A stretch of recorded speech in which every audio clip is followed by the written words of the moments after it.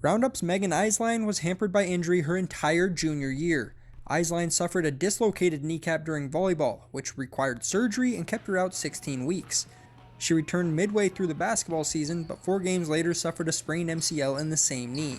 My muscle got so much smaller, it made me so sad, but I went to a facility in Billings and went there and lifted weights and stuff, and then after I got out of that, once I pushed range of motion, I got to work out with my dad and stuff, so just getting back in the gym was a blessing. You take for granted a lot of things, but after that happened, it makes you realize what you're missing. Watching, of course, was great, but I would rather be out there playing.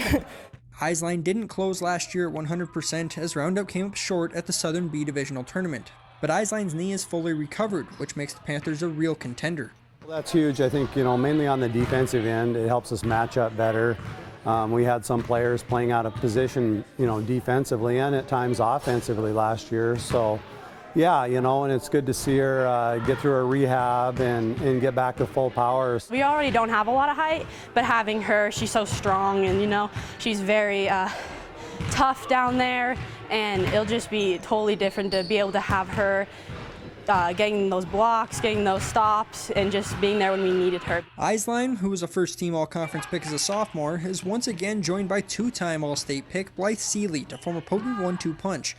Defenses put a lot of attention on those two, but the addition of Stahl could make all the difference for Roundup. The senior was an All-State selection for Winnett Grass Range last season and gives the Panthers another lethal option. She's a dominant leader.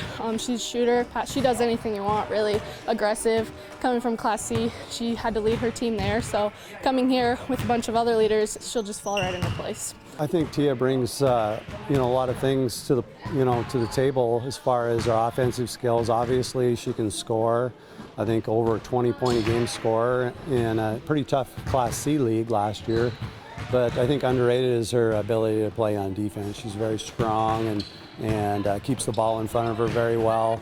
I think she's going to make an impact there as well. Roundup's senior class has seen Saturday at the divisional tournament for 3 consecutive years, but they haven't been able to punch a ticket to the state tournament, coming closest with a 4th place finish last year. Those 1 games, they just get us. We get so close, and it's definitely motivation. We definitely have on our mind, our last season, our last chance to finally get out there and do it. So I know it's really high on our list right now of goals.